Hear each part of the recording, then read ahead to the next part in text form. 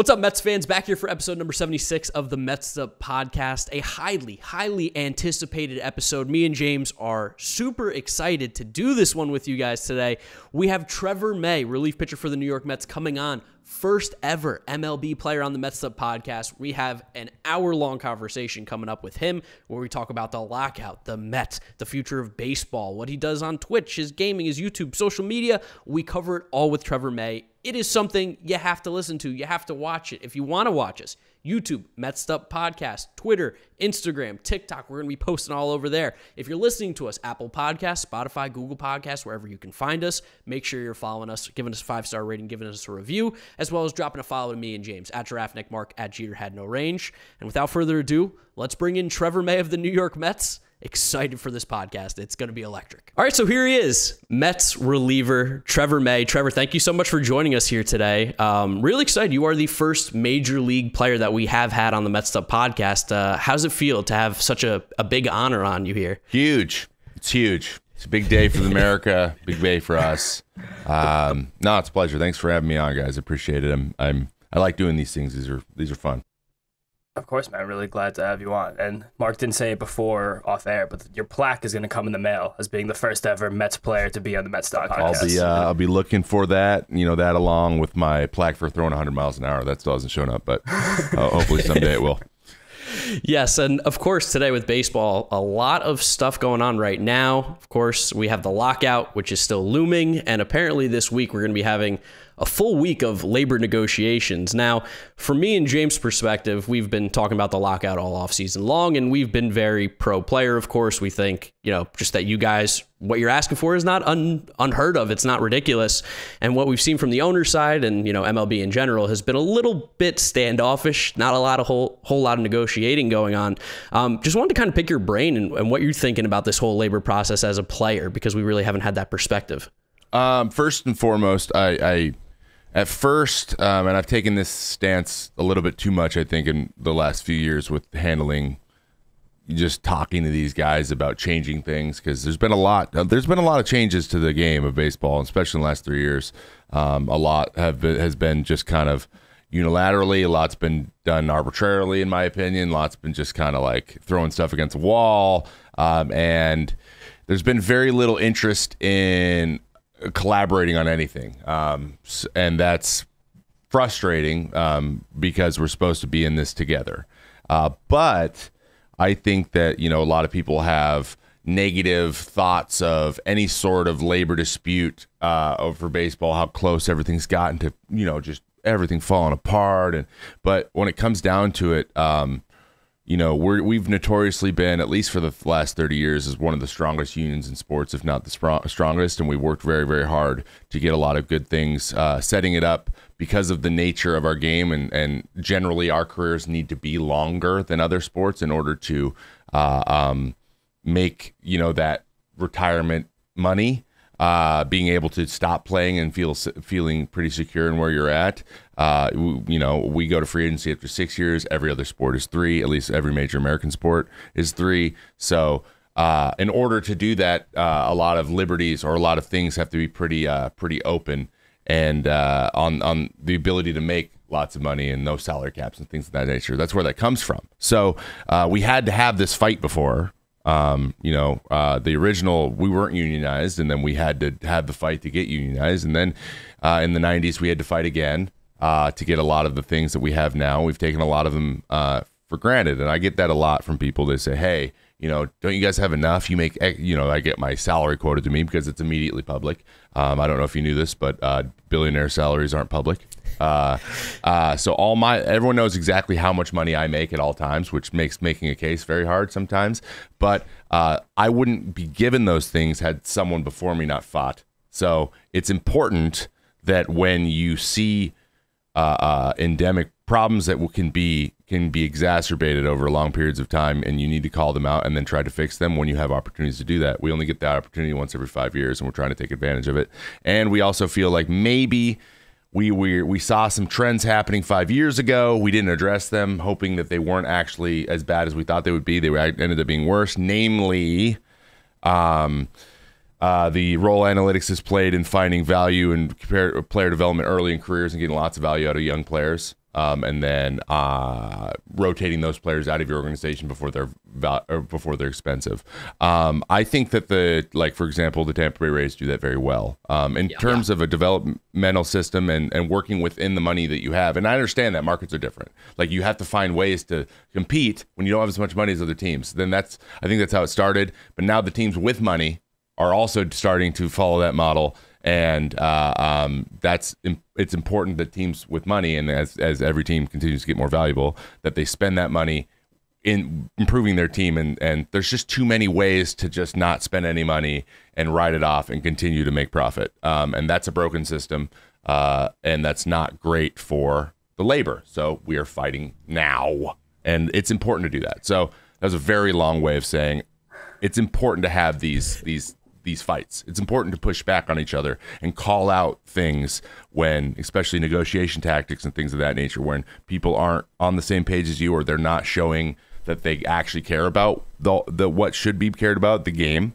and being custodians of the game and growing the game and making sure that it's still an enjoyable process or enjoyable thing for players. Not players, sorry. Well, actually, I would like to enjoy it too, but for fans and for the entertainment side of things, we are an entertainment industry. It's like making movies and then fighting over everything and not worried about making good movies. So like that, we've kind of got off track there, and I hope we can get back. But it is still important to, if you're going to have a fight, have it, and just go in on it and make sure you get stuff done while you're doing it. So hopefully those wheels start to turn a little bit this week. You talked about the public perception of the lockout and just players in general asking for a lot, seemingly having a lot. You've your major league career has run the gamut of being a high draft pick, a top prospect, going all the way down, reinventing yourself as a reliever, and now getting that big contract I'm sure you're always looking for. Have you noticed that during this labor negotiation compared to 5 years ago that public perception is different or shifting in any way? Yeah, a little bit. Well, 5 years ago, I mean, Twitter wasn't quite the cesspool it is now. It's just it's a way to sound off on every single little thing. I ran in that circle for 5 years. During those 5 years, I was in that group just defending every little thing and jumping on people for having to I would engage way too much on stupid stuff, and so if anything, it's helped me personally grow a little bit to not worry about so much of those things, because there's just so much stuff that doesn't matter. But public perception has swayed wildly in a bunch of different directions. But I think that in general, I do notice that it's really, really. I mean, I understand that all of our salaries are public, and we're wealthy people. Baseball players are wealthy generally, especially the ones that are loudest and probably the leaders. Generally get to be leaders because they got there and they've been around for a long time. And in order to be around a long time, you have to make some money. You're going to make some money if you're around for a long time. So those people tend to have more money than the people who aren't as loud. That's necessarily how baseball or sports in general work. The younger guys aren't usually as loud as the older guys. So we get people like, hey, why should I listen to you? But then anything you apply to us in terms of having enough money, or being wealthy, blah, blah, blah, you can just literally apply that to the other side times 100. So every single case made against us in that way, how much money is enough, blah, blah, blah. Well, let's ask all of those same questions to the people with, 1,000 times more money. There's some people have more art value in their collection than the entire payroll. You know what I mean? You can make lots of those anecdotes and things. There's nothing wrong with that. It's just, you can't get behind the idea that we want all these things because running a business is hard, but that business isn't, and has proven, at least on a monetary side, there's very little getting close to breaking even one year. Nobody's gotten close to breaking even in almost half of a century. So it's that's not an argument. So as a player who is on one side, it's very hard for me to see what the goal is for a lot of things being asked for, other than we want more power to do what we want to do, aka changing the game whenever they want, aka moving players around whenever they want, because it's hard not to feel like a commodity anyways, because we are, by every sense of that word, we are. And but we would like a little bit of the human side of things, hey, just a scooch of hey, we're taking care of you because we should take care of you because you're our employees, not because you're forcing us to take care of you. Like that's, I'm not feeling that respect because of we play a game and I play a kids game for a living. I throw a bit like it's so silly. It's silly. It's weird if you think about it. But at the same time, it's like I also do something that the people who pay me cannot do. They can't. You can't do what I do. And I don't know if I could do what they did if given enough time. I don't know. But I know for certain they can't do what I do. So that's there's a certain like thing there that exists, and when that doesn't feel like it's being respected, in terms of like listening, not even like give me what I want. It's more like we feel like we're not even being listened to, and that gets very frustrating. I think that's when we're seeing a lot of 15-minute meetings, just because you walk in, you say, so, hey guys, we weren't even going to counter because you haven't moved at all, but we're going to counter, and then they just say the same thing to you again. Like, imagine your friend or something that just you kept saying something to them and they just refused to acknowledge what you said. That would get very, very frustrating very, very quickly. And we're seeing that. Hopefully, though, this week that we start to be like, okay, both of our sets of feet are to the fire here. Maybe we should like stop being so stubborn on some certain things. But we'll see what happens, I guess. Well, that's where I was going to lead into next is, I know obviously like you can't say either way, but are you feeling a little bit more optimistic with the week of meetings going in, this next week rather than like what's been going on? Like, is there a feeling of optimism, at least maybe among the players, that something could possibly go out, or you don't even have to speak for the players, speak for yourself? I mean, intending to meet regularly, more regularly is a step in the right direction just inherently. So, I mean, if you are not willing to move at all, but you also are willing to schedule meetings every day, that doesn't really line up at all. Doesn't make any sense. Now, there has been things that haven't made sense in the past. So, but it's much just by the intention itself that is makes me optimistic. I do think it's kind of funny that they're like, well, we have a week until we want to get 4 days of spring in, says the side that's locked us out. It just I'm like, you guys are the one with the power to start spring. Don't act like it's on on us. Just like last time with COVID, they're like, hey guys, whenever you just come down to where we want to go, we can go. You're like, well, you're the one that says yes or no, but you're saying, well, hey, if you guys just move, then you can force me to say, that's just not how things work. So it's just kind of funny to think about it that way. But this week's going to be a big week. I think that all the players are down there too. When you're physically there, it's different. Like when the more people that are there, the more people's your time you're taking up, and that tends to more voices could be good, but it also could, hopefully we can get some traction going to where conversation continues. It's not just like, throw your hands up in the air and then take 3 days again, because it's tough. Yeah, it's also so contradictory that they're like, we have to make ends meet. It's very hard to break even. Then they're like, no, we don't have to play 162. We're willing to get this deal done. We want to make sure we get what we want. Also, just doesn't make any sense at all. It means there's a half truth. There's just not a lot of. That's not fully forthright. And honestly, guys, if it was 100% honest all the time, everything wouldn't be so secretive. But it is. There's money leveraged everywhere. There's other businesses that are using baseball as like just that's what's going on. They don't want you going down those rabbit holes. All of these guys own more than just their baseball team. Actually, I'm pretty sure every single owner has another business that's actually worth more than their baseball team. It's literally everyone's side hustle. Well, so it's funny too how you hear them say, like we operate at a loss, and it's like, well, you're not losing money. It's just less than, the previous year or less than you expected. Like the jargon is all so much to misrepresent everything and try and like sway the narrative, which it's got to be frustrating, of course, from your side. But there have actually been some things that have come out of the lockout that we at least think is going to happen going into the next season. One being the DH. Now, of course, we know that you're a pitcher on the relief side, but you have had 3 at-bats. So as a guy who, has gotten a chance to swing the bat, seeing the DH being a, everyday thing now, what's your thoughts on that? I like it. I think that people don't actually realize how little that concept is a big deal to us. Here's my opinion in the context of this labor thing too.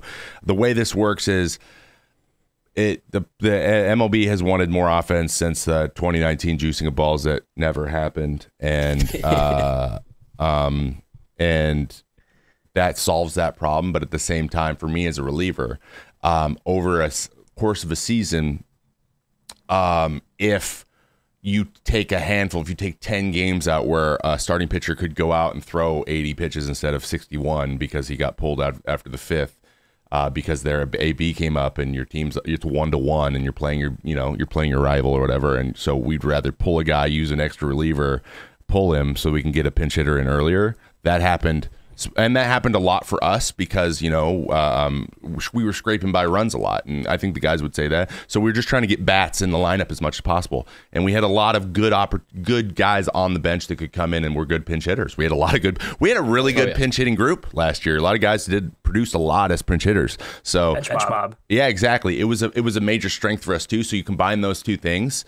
And we saw using one extra reliever a lot, which then tallies up. So as a reliever myself, I look up and be like, this starter, we're not saying go 120 pitches every time, but every once in a while, when a guy can go out and throw 7 or go throw 8, and when we didn't have Jake for half the year, who goes 8 every single time, to give the guys out there just a little bit of a day of that goes a long way. That could give us a week of breathing room, right? Just one extra day where like no one throws, and so we pay attention to those things. So that's like maybe a nuance that a lot of people wouldn't realize that I would enjoy, like using one less reliever in a couple games a week or a game a week. It goes a long way for us in terms of usage. And then 15 other guys get an opportunity to play in the DH, and I think, or to DH, and it also allows you to get guys in more regularly in a fashion that allows them to produce. So like for us, for example, we got Robbie now, and then we got Dom, and then we got Pete. There's a lot of like shuffling now, and then everyone we've added with Canna and with Escobar that can move around the field. Our flexibility now just goes, it solved a lot of problems for us specifically, and we have lots of weapons that can be used on so many different ways, which going into spring training will be a huge weapon for Buck to figure out how to use those things. So we're in a really good spot, I think, in terms of a pool of players, and then adding that one extra guy. Now, I love watching Jake hit. Everyone does. It was exciting. And it was a great story. But we also had Taijuan Walker just hitting left-handed. So because it didn't feel good on his shoulder when he'd swing sometimes. And he, instead of, that's the most important thing. You got to be able to pitch. And so he would rather do that than be uncomfortable on his throwing side, on his glove side, and just kind of did that. And he got a couple knocks, which was hilarious. He's got more knocks left-handed, even though he's never hit left-handed before than I do in my career. And then it just removes any reason me having to be in the box ever again, which I'm for. And a lot of people, you know what? I gave up on hitting a long time ago. I know hitting. I loved hitting as a kid. Hitting is one of the most fun things to ever do in baseball, but I'm just so far behind now that I have no intention of even making contact with the ball. Once you get to that point, then it's no longer fun. So I'm good. I don't need to. Just miss me with that, You mentioned a lot of like the turnover in the bullpen with like using an extra reliever every day because the pitcher to come up to hit this and that. Last year, the Mets bullpen saw a lot of churning, especially towards the mid-late summer when it felt like there was 3 or 4 new relievers in that pen every day. And that's been like a minor point of contention in this negotiation. How many times guys can be shuttled up and down during their option years. I kind of want to ask you about the social aspect of that as a reliever. Like, what's it like sitting in that bullpen every single day, and there could be 3 or 4 new relievers there who are going to be up for one day, get sent back down. You never even know if you're going to see half of these guys again. You just kind of try to find common ground and hang out, man. I remember a specific day. I think Anthony Banda was with us for 8 days or 7 days. And Seth Lugo and I were just kind of having a conversation. We go about pitching like the way we prepare or the things we look at per hitter, like how we want to attack hitters is really, really different. But the way that our process for getting that information and like studying it is the same. So we both have our own our own report. So funny. Here's a funny thing about Seth Lugo. A lot of people don't know. He refuses to use the iPad, and he has to have a physical printed out copy of his scouting report so he can shuffle them. But it keeps him in, like, basically he just follows the game along and he can shuffle. So it's like a physical thing. Like, he's like, the one in front of me is the guy who's up. So he can do that, and the iPad, you lose where you're at. Like, it feels more, he feels more engaged. I asked him about that. But we were talking about pitching. We were just like talking, and then Banda popped in and was like asking us some questions because he was a starter and he's trying to figure out how to stay. He wants to stay in the major leagues. A lot of young guys who have kind of bounced up have a little bit of time. I believe we were a second team that he'd been in the big leagues with, and then he went over to the Pirates and threw pretty well. I think pretty much he stayed up for the rest of the year with them, or pretty close to. Got a good amount of opportunities after we were able to talk. Lucchese was another guy we'd have conversations like this with, and when he was out there with us at the beginning of the year. So I like that part. I like being able to share my experiences with guys who are trying to stick, because I spent a lot of time working on trying to stick, especially as a reliever. When I got moved to relieving, I was like, this is how I'm going to stick, at least at the time, with just generally how things were going for me. So that's the stuff I like. But literally, we've all been there. We've all been around so long that, like, it's really not that weird. You just go, okay, what's up? I'm usually like for us, the older guys, me, Loop, and Lugo, the guys knew who we were. And then we got to meet them, and then we just hung out, and we were just in a bullpen. And everyone's comfortable being in a bullpen. So that was not foreign, no matter what bullpen you're in. And you just find a couple guys to talk to, and before you know it, like Heath Embry came in, and he was our bud in 2 days. Because we'd already played them 7 times that year, right? So we'd seen him a lot. We talked about those games, and then he just talked about, like, we got into how unlucky he is, because he was insanely unlucky last year, like the craziest stuff was insane. Yeah, it was literally like it was a double or a punchy, and he's like, I don't know how every single ball put in play and hit, and he was like 400 batting average balls put in play for a long time. So we just kind of made jokes about that, because mine has been high for my whole career, and I'm figuring out how to get it lower. And then we, as a contrast to Loop couldn't give up a hit if he tried. So like they were the opposites in luck. And so that's how we broke the ice there. So you're just a bunch of dudes who are trying to do the same job, and you give them kind of like this is how it is here, man. Expect it. Like, and one of those things was like, no offense, Rich Hill, but he's getting pulled out for the 5th no matter what. So get ready to pitch. And he was like, Rich is the most competitive person I've ever met. He was always like, threw 61 pitches today. I know I'm old, but I could throw 100. Yeah, so I know that, this past offseason or whatever brought in a lot of new guys. Scherzer, of course, being the big one. And then on the offensive side, Marte, Escobar, Canna, a couple other names. What do you like? I mean, you've been able to see Jacob deGrom pitch the last season, be around his bullpens and stuff. Adding a guy like Scherzer, I mean, besides what you think it does to the team, like, is there something that you're particularly excited about with Max Scherzer being a part of this team? I want to see how he goes about, because he's very confident in all of his pitches. That's one thing that's really interesting to me, and how he got there would be something that I think I would like to pick his brain on, because I've been working on some more stuff. But even my fastball has always been my bread and butter, and I think I default to it a little bit too much. And so like I would love to be like, how do you get to where you're just going to throw your slider every single pitch to a guy? Like, where does that confidence come from? And it probably comes from Pens, but that's one thing I'll watch and get it from him. Watching Jake, because we do actually have a lot of stuff that's similar, me and Jake, and realizing that command is what makes him the best. I mean, yes, his stuff's incredible. He's got some of the best stuff in the major leagues, but I would say there are guys who maybe are like, at least by the eye test, are grosser sometimes. Like if Louis Castillo's on, for example, and you're just watching him cut people up, versus Jake just looks like it's business as usual. Louis looks like guys are like confounded, right? Yeah. So it's a little bit of a different thing, but the thing that Jake does so well is his command. So the things I'm learning or to focus on, it's not like necessarily like I need to do that thing that Jake does, because I can't physically do a lot of the things Jake does. He's more athletic than me. He just is naturally. And so, but I'm like, if I can get my command to the best version of my command, my stuff will play similarly to his. So I'll get as close to him as I can get. And the thing that's missing, the thing that we're the widest are in the gap is command. So I look at Max Scherzer, and the widest thing on the gap with him and me would be his ability to use all of his off speed as his velocity. At times, there's times where he's 92, 93, 94, which he and he throws as hard as he can every pitch. That's just going to continue to not go down, and he's finding ways to be extremely effective using the other things. And I know that eventually, I'm turning 33 this year. Eventually, 96 is going to be 94 and a half, and then 93, and I'm going to have to be able to use a lot more off-speed stuff, and that transition is going to happen. So I'm going to watch him and try to. That's where my focus is going to be first. And then on top of all that, he's just a leader, man, and an absolute gamer, and just he doesn't seem like someone who puts up with just stuff that he doesn't get by, like arbitrary stuff, just stupid stuff. He's like, nah, that's stupid. I don't like that, and I love. He those seems guys. all business, yeah. And like a fierce competitor. Yes.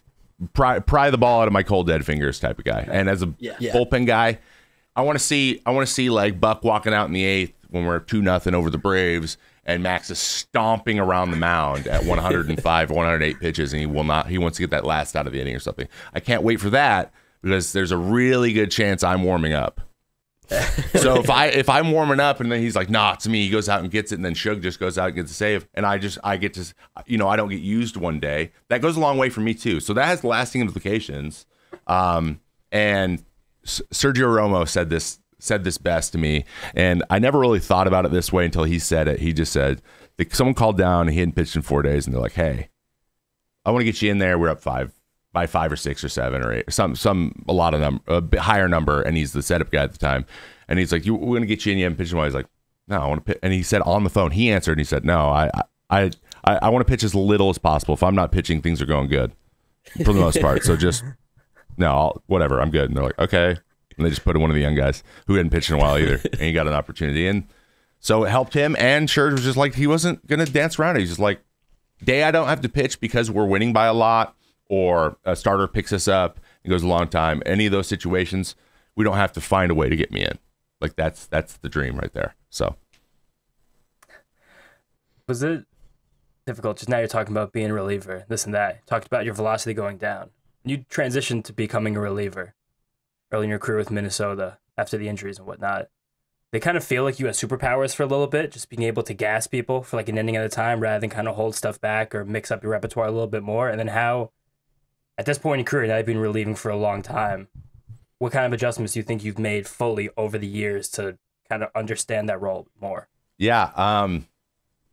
Letting it, just going out there and quote unquote, I had a bullpen coach or a pitching coach in AAA named Stu Clyburn. He'd say, go kick up dust. He's from Mississippi. So you just play that in your head. Yep. Man of catchphrases. Anyone who knows Stu knows he's a meme. He's the best, but he's a meme.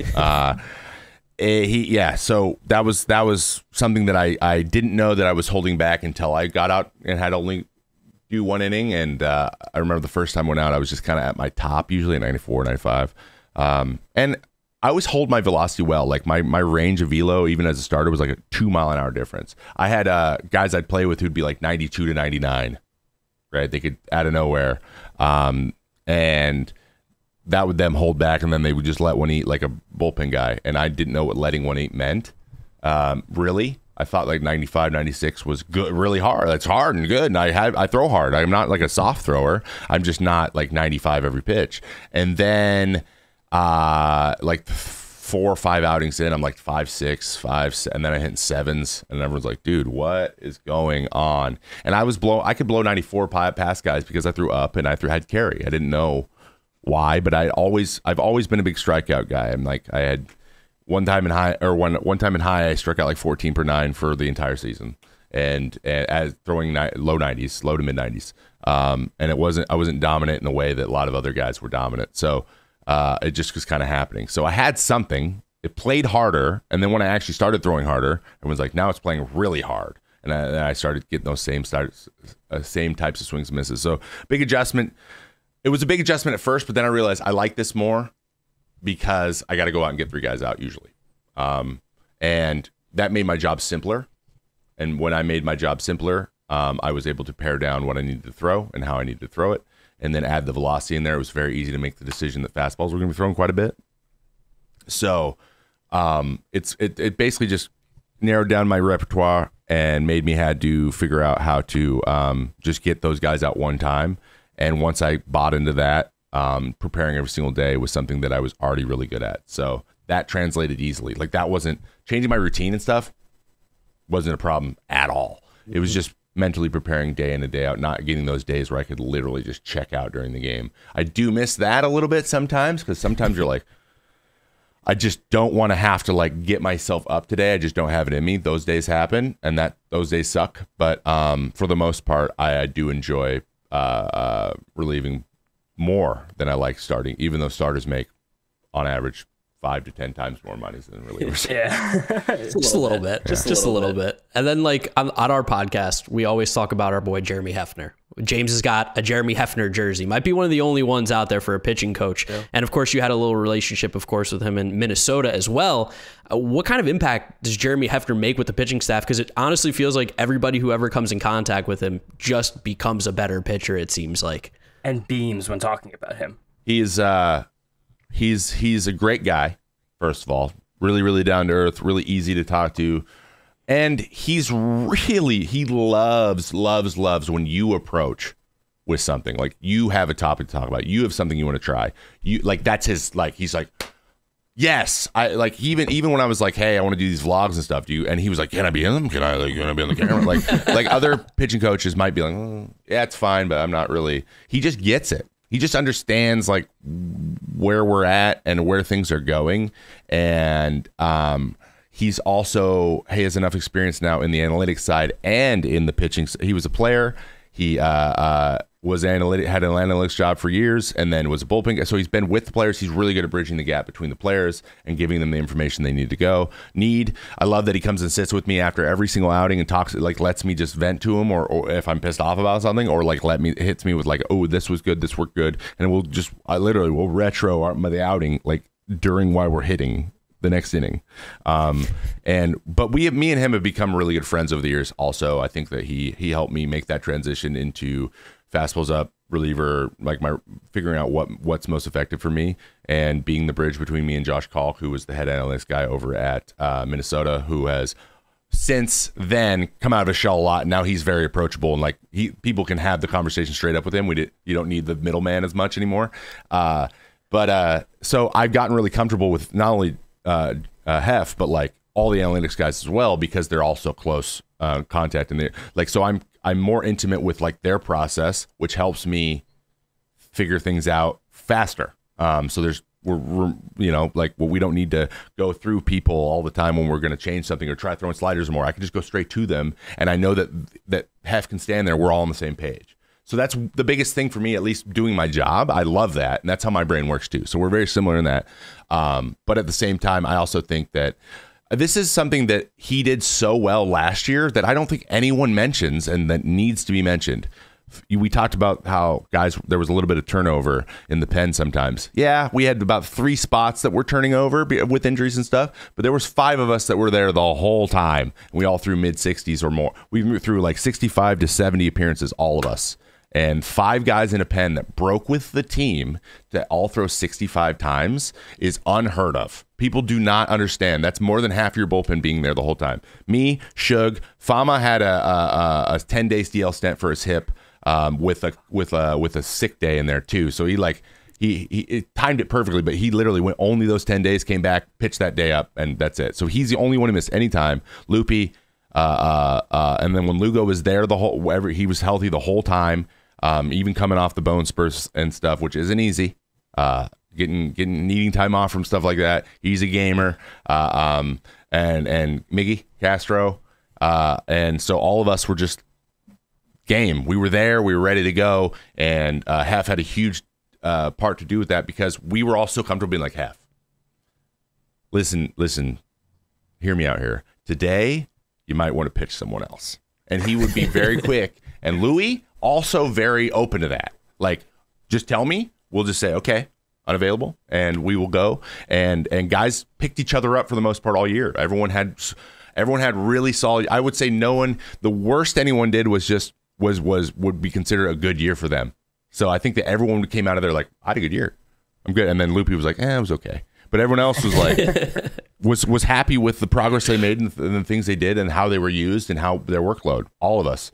And we felt like we were positioned that had we gone to a playoff run or whatever, we would have had enough in the tank that we would have been able to continue stuff wise to compete through all the way through. I know in my last outing I was throwing just as hard as I was in the middle of the year, and all the stuff felt good, and so that's a good sign. So Hef has a lot to do with that, and that's a high priority for him. So being a pitcher for him is a good situation. He's a big reason that I came over to the Mets.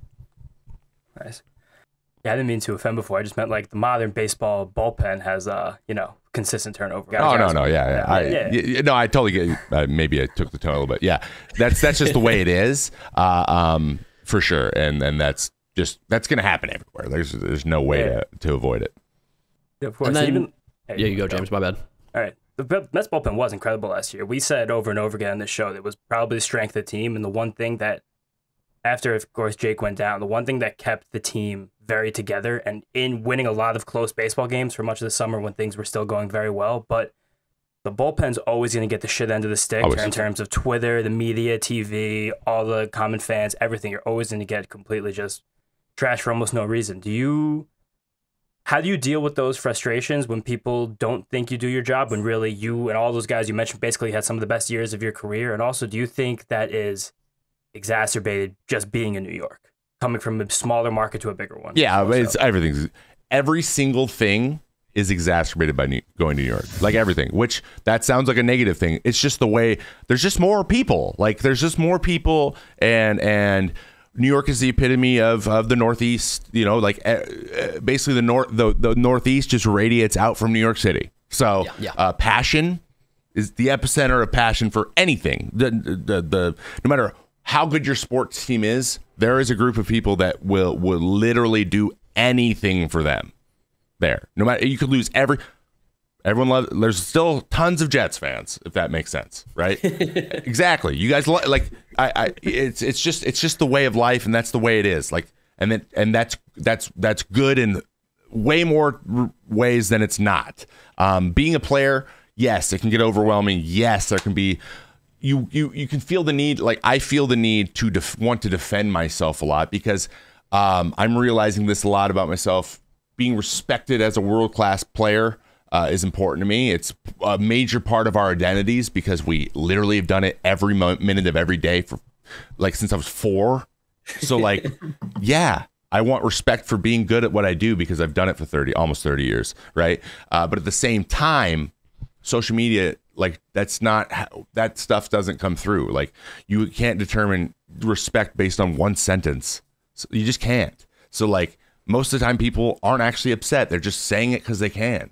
That's the vast majority of stuff. So once you realize that stuff, but at the end of the day, because I go out there and I put I wake up in the morning and the first thought I have is okay, I got to pitch later.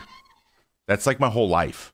So I just ramp up in this anticipation of pitching all day. So I feel my emotions very strongly. Always have my whole life. It's something I've had to work on a lot to do what I do, because that's not compatible most of the time.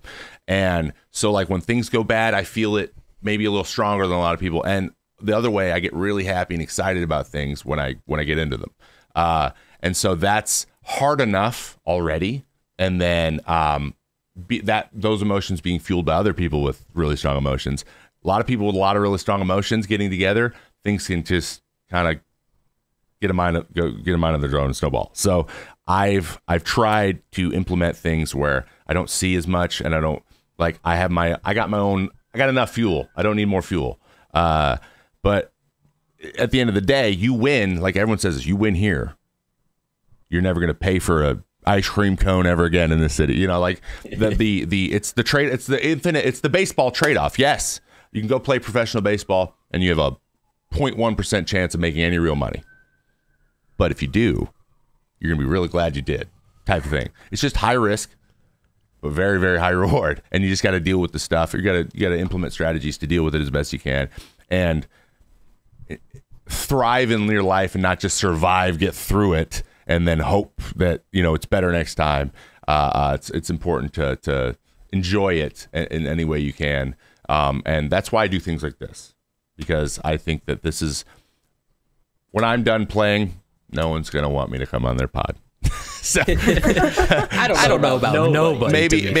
Maybe as a talking head, but not, once you're not a player, people don't ask you about player stuff that much anymore, and that, don't take that for granted. So I'm just trying to enjoy my time and play baseball, be a baseball player as long as I can while I still really love it. And then when the time comes, the time comes. But I no matter what happens this coming season as in a contract here, no matter what happens in the future, being a New York Met is something I'm going to have a New York Mets jersey with May on the back of it on my wall for the rest of my life. And it's going to be a major point of pride no matter how good the team is, no matter what shenanigans happen, no matter how much the fans hate or love me, because frankly, it's going to be one or the other. And it's a split group now. A lot of people hate me for whatever reason they have, and that's just the way things are. But I'm never going to regret putting on that jersey because, first of all, the color combo's, I think, the best in the major leagues. But secondly, it's New York, man. You played for a New York team. Like, that's just like, in the European football, like, if you even if you were just a slapdick, but you're on Real Madrid or you're on Man City or you're on Juventus, right? That's like Mecca for those countries. Like, to be a player on those, even if you didn't do anything, you're still going to remember that forever. So, like, New York is that. The Mets are one of those teams. Like, that's, you put New York on the front of your jersey. I'm going to show my kids when, I don't have any kids yet, but when I do, they're going to be like, you played for New York. and I'm like, yeah. It's going to be a whole side of my life that they never even experienced. And it's going to be awesome to tell those stories when I'm old. So. Well, I think you kind of answered my next question, but I was going to talk about, like, how does it feel to play in New York, especially when you have an owner like Steve Cohen, who's put like very high expectations with the team, brought in a new manager and Buck Showalter, who's obviously here to win now, bringing in players like Scherzer. Like, do you feel that as a player? Is that something that, like, maybe adds a little weight to your shoulder, or is this something that really motivates you? Like, oh, we're going for it now. This is exactly where I wanted to be. I'm pumped for this upcoming season. I think that goes a lot farther. That's great. It's just great. When an owner shows, and I said this when I signed, and I said this ever since, no matter, all the stuff and all the things that everyone's always talking about with the weird controversy stuff and the other, like, whatever. At the end of the day, man, like, Steve is a Mets fan. He wants his team to win, and he's willing to at least put resources, like, go throw the briefcase on the table and what can we do with this? Because, like, as we've seen, pretty much all the other ones, there's a few that are like that. Other ones, there are others aren't willing to do that. It's not their main thing. Like I said, their side hustle. Other people don't like their side hustle as much as Steve liked his. And that gives you like motivation. It lights fire. You're like, okay, look at all this. Let's not waste this. Like, how can we do this to the best of our ability? So having the resources, knowing that they're there and available, it gets your brain going, because how are you supposed to be creative with how you're going to get things done if you don't even have the resources to do it? So the way that it fires fans up, it also fires us up in a very similar way. And I can only imagine what it's like because I didn't come up through this organization. A lot of these guys coming up through it, though, I think it gets really, really exciting for them. One, because there's an opportunity to I could be a Met for life. And, because there's a lot of people that come up with like a smaller market team. They're like, even if I'm the best player that's ever been in this organization, it's still really low opportunity for me to be on this team for my whole career. Like, Joe Mauer is the only guy for the Twins. Yeah. Like, there's not going to be another one for a very long. They're not going to give it and that's because he's Joe Mauer and he's from that city. Like, Mr. Minnesota. Like, that was the only way that he was going to get a career Twin. It's just the way that it is. Like, they just don't have the money to make those things happen. The Mets do, and all these young guys who could be potential stars. Like, they get excited too, because, like, he wants to win, and if I get up there, I could get a real opportunity to set myself up to be in this organization for my whole career as well. So that's something also that's unique that I'm thinking from a player's perspective that would be exciting at a very high level, I think. That was such a great answer. That was, like, amazing to hear from a fan, honestly. Yeah, something that we definitely love to hear as Mets fans. Yeah. Something else. Yeah, no, I'll keep going. Okay, so probably honestly going to be like the last baseball related question. Then we're going to lighten up here as we start to wrap it up. Toughest guy to get out in the NL East. We're going to include Freddie Freeman. Technically, he's a free agent, but we'll just include him for the point of this conversation. Which guy would you say is your toughest out in the NL East? Toughest out. I mean, Soto. That's a good answer. Soto would probably just barely edge out Freddie. Just barely. You have a righty? I mean, last year was Riley for me. And to be honest, I'm supposed to be a good matchup with him, and I just wasn't.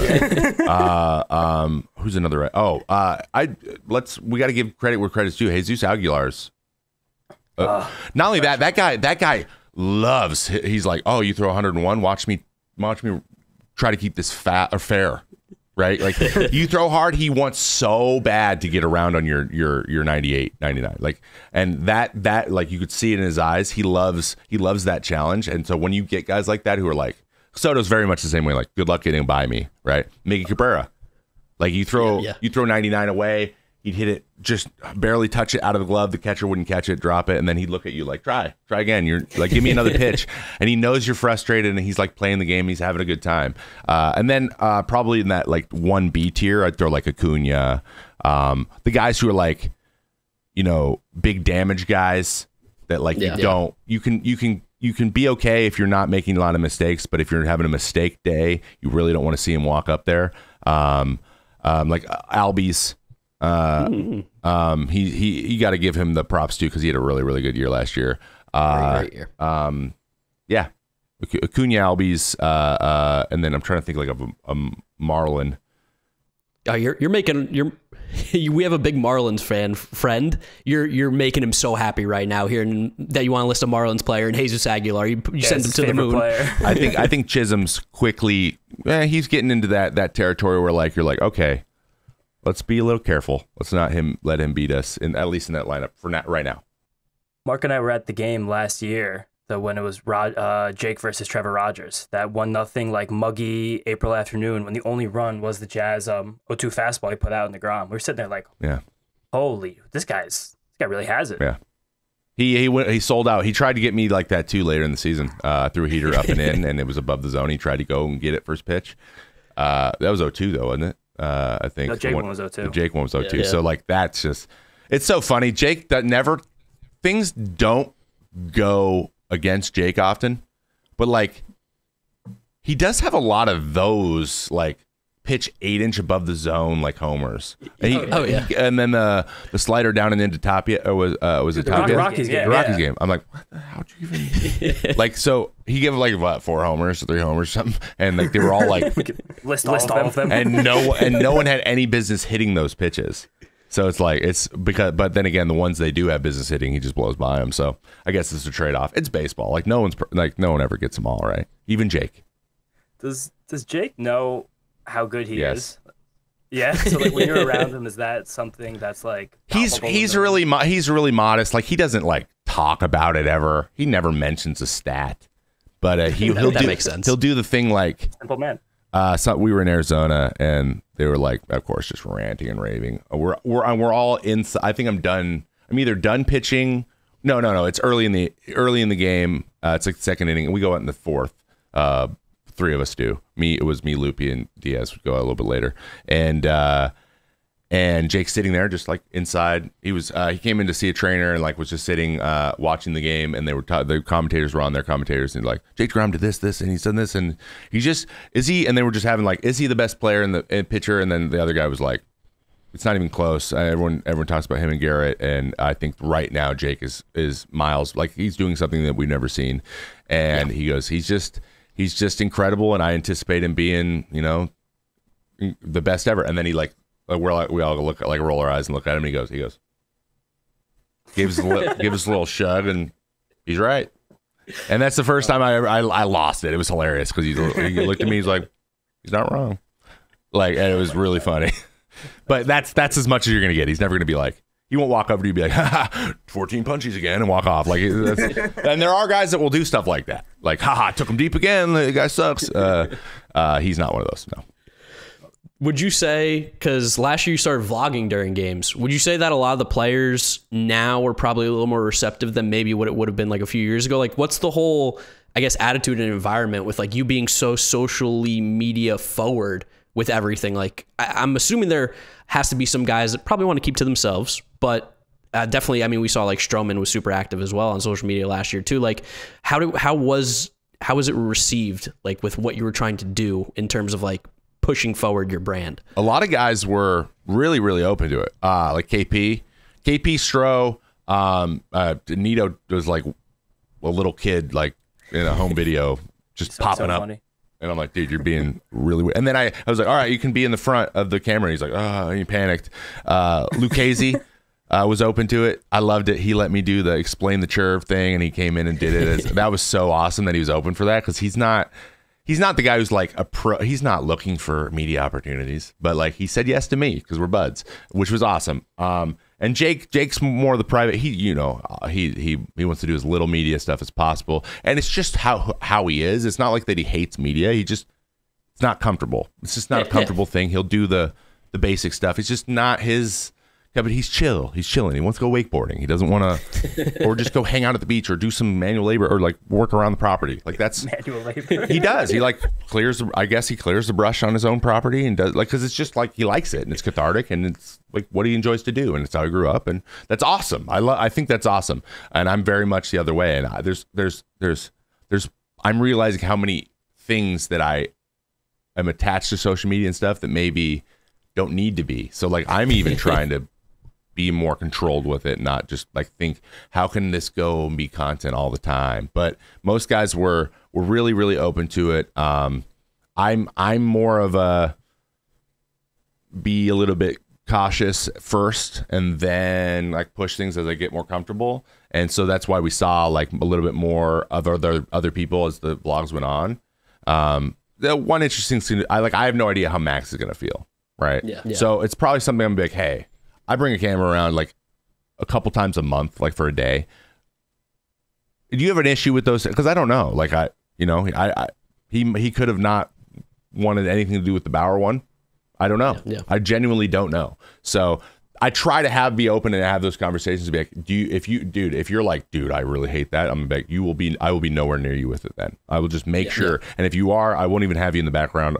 Just tell me. And when I did that, most guys were like, oh, they weren't worried about it. And then most guys were willing to just give it like one of these when we walk by. Even Mike, and then Pete's like, can we do like, Pete, he's like, can I do more stuff? And I'm like, yeah, we'll mic you up and have you dive around, which was one of the funniest things ever. I think that should have got more play than it did. Yeah, so guys are coming around on it. I want to do more. And after baseball, I want to do, Mark, you and I have talked about this. I want to do a lot more of those types of things. Anyways, I think that's going to be the future of my baseball affiliation. At least making content around sports, whether it's commentating or whatever. So it all kind of just comes together like that. And then in terms of gaming, obviously, big on Twitch. You got your gaming YouTube channel. You've been doing Minecraft a little bit recently, but a lot of people found out about you, I guess, through the gaming side when you were playing Fortnite and Call of Duty and stuff. So who on the Mets is like also, I guess, maybe not as big of a gamer as you, but who games with you? You game with any of the guys? Is that like something you guys do on the road? You play video games? Like, is that a thing? It's weird. Most guys play after the game to wind down, and that's when I don't want to play games. So we actually don't line up a lot with like when we're playing. Most guys play Call of Duty, and they bring their console. They play on consoles. So the issue I have, especially on the road, is I play mouse and keyboard, all shooters, and every desk is different heights, and the internets are different speeds, and that stuff. I'm very cognizant of those things, so it ruins my experience very quickly. If like the internet connection sucks, or like I'm like playing like way high up, or the desk chair is super uncomfortable, and I want to do something a little more passive, something that's like a strategy game or something where I don't have to aim, I don't have to be so pinpoint. So I tend to play those, and then we have very few guys that play that stuff. MLB The Show is a good one that can translate. Fortunately, it's baseball again. Yeah. So Guillorme's like world class. He destroys Dimmu constantly. I guess they've ran into each other like 4 or 5 times, and he's beat him every time. And he's like, dude, but I'm like, I told Dimmu too. I was like, dude, you got to know that Guillorme opens like 500 packs a day. He's got every player in the game. So like, you're just not going to beat his lineup unless you're up there with him. He's like, well, I'm a content creator. I should have that. I'm like, but think about major league salaries and all you're doing is buying packs. But yeah, like I know Nimmo, Conforto, those guys would play Call of Duty a little bit, Warzone. And to be honest, I'm just not really a fan of the Call of Duty. And I know it's wildly popular. I played it for a while, but it's not my type of battle royale. So, I know we said we had just played Minecraft recently. It's probably going to be staying for a bit. It's chill. It's got to be nice. You talked about like winding down. Like that's like a very much. Well, I'm such a Warzone. I'm such a nerd. I'm a nerd in ways that like lore is really interesting to me. So like people watch the Marvel movies or whatever, but I want to know like why. Yeah. Right. But like I'll go down synopsises and holes and stuff. But Lord of the Rings was my big thing. That whole the whole Tolkien universe and then the story behind how he came up with it all is, I don't know if you guys have ever seen the Tolkien movie, but it's extremely interesting on how he like came up with it. He's like got his doctorate in languages. And he made one up. Like that's what his project was. That turned into that movie, or that book series that then turned into the movie. So that is a creative thing that I've always been interested in. How do you create a world in your head? That's crazy to me. And so I'm a terrible writer, and I've tried to write a book, like a fiction book, like 4 or 5 times in my life, like when I was younger, and I'm just not a good writer. I'd read it back and I'm like, this is awful. I don't want anyone to read this. And then so I made music for a long time. I've always looked for a creative outlet. That's why I started streaming, because I can be creative and funny and goofy and like come up with good ideas and see if I can execute them. That dynamic I really, really love. And then I started playing Minecraft, which is just a sandbox game, and you can do whatever you want. So I'm literally right now creating world, and then I'm like writing lore in the background along with it. Like, so basically it gave me a template. Like, these are the things how the game works. How can you make up why they're like that? And I was like, yeah. And so I just kept pulling on the thread, and I just keep going. And I'm like, I don't know why I'm having so much fun. It's the nerdiest thing I've ever done, but I'm literally writing like a whole, like just writing along, and then I'm like building the thing, and then writing along, and then building the thing. Like, why is this here? And what? And it's just allowed me to be really creative. And baseball doesn't let you get to be very creative. It's the same thing every day. So I'm realizing that that's something that I really wanted in my life, and it's scratching that itch. I don't know if I'm ever going to share the whole thing. I don't know if I'm going to ever put it in the book or put it anywhere. I don't know. It's for me. It could be for me, but I work on it. I'm smiling the whole time. I think that's worth it. So that's why I'm playing that game so much. But there's a series I'm doing where I'm showing that world that I'm building. If anyone's interested in it, it's going to be, there's only like 2 episodes out, but I've recorded 10. So they're coming. That's a great teaser for all the Mets'd listeners. You mentioned the music. Are we ever going to see DJ Hey Beef again? I have a set of turntables at the field. I dropped the ball last year. I only did it like twice. They were just sitting there and Lindor bought us speakers, like good ones. And he's like, dude, I bought those for you. You never even used them. I'm like, yeah, I kind of feel bad about that. But I left it, and I would love to I busted out my music stuff recently too, or like this off season a bit, and started to dabble in producing again, because I love having an idea and trying to make it happen. Unfortunately, I'm gonna have to relearn a lot of stuff, and that's, again, time consuming. And now I have all these other things that I'm into. Like I said, I get really excited and I get way into stuff. So we'll see. But I think that the DJing, at least I have all the music and everything. It's all ready to go. So like that should be very easy. There's no setup. Usually that's what kills me. So I'm gonna try to do that more. Maybe learn instead of shagging at BP, just play the music behind the whatever and just practice and make it a whole thing. And I don't know. That's one of those things I was talking about earlier. Just having fun at the game. It doesn't always have to be like me doing baseball stuff. I could just to bring another hobby of mine into the field and share it with people and fit it in somehow. And I think that's a really interesting way to make keep clubhouses light and have fun and just make the monotony, because it's every day, and it gets, some days you're like, I mean, I love baseball, but it's day 115. We still have 50 left, like sometimes those days happen, and you got to find a way to get excited again. So that might help maybe. Now, we're coming up here on an hour. We don't want to keep you too much longer. You talked about being so creative. You talked about having fun with baseball, and you've done such a great job marketing yourself. If you had to market baseball, what would be something maybe that you would change or something that you would focus more on to help grow this sport? Because we've seen the growth recently in the last few years, but it seems like there still can be more. It seems like we're still missing that next big leap forward. Yeah, I think that the thing that's grown is the amount of money that companies are willing to pay in Major League Baseball to be affiliated.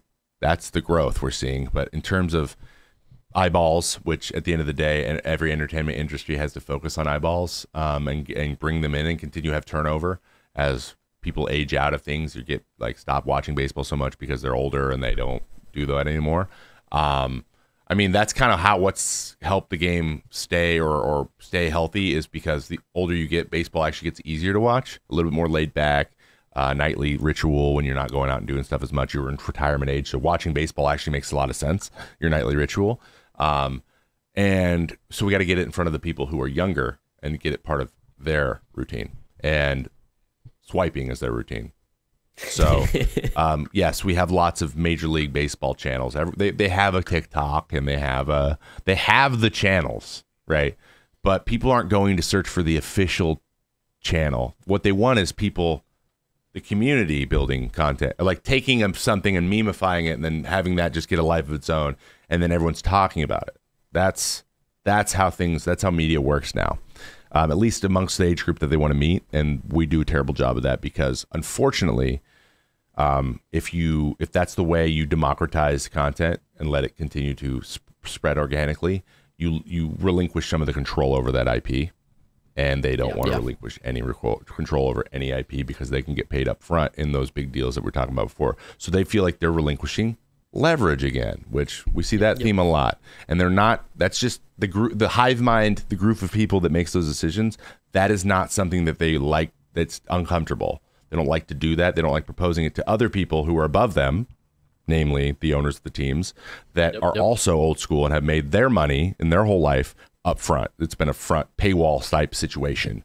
I get the money first, and then we give you the product, right? When in reality, you can give stuff for free.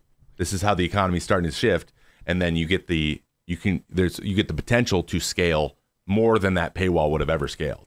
So one's more linear and steady. The other one's possibly hockey stick. We got to go back into the hockey stick way, not back into it. We need to get into it a little bit more. We need to, I think, help people like you guys. Who are spreading the game, their passion for baseball in those modern channels, and it doesn't even. I don't even feel like it needs to be like you're partnered with the MLB because they want to do that even. No, just here's some stuff. Go see what you do with it, and then if you get to a certain size, then we can do stuff together. Bring you in to be a guest commentator and stuff, and because the people you guys reach are younger, and people who play MLB The Show, for example, they're younger. They should be pushing that really, really hard, doing tournaments and things. Like Madden and the NFL did. The Madden League and the NFL would host the championships, right? That was big for. They used to ride that bus across the country and play until they got to Times Square. Exactly. It was a big event, and it wasn't about even bringing gamers in. It was just they're younger. They show off their love for the game by playing the video game. They know all the players. And they watch football too. They're not just gamers that we're trying to cross over. They're fans of the game. That's just one of the ways that they represent their fandom.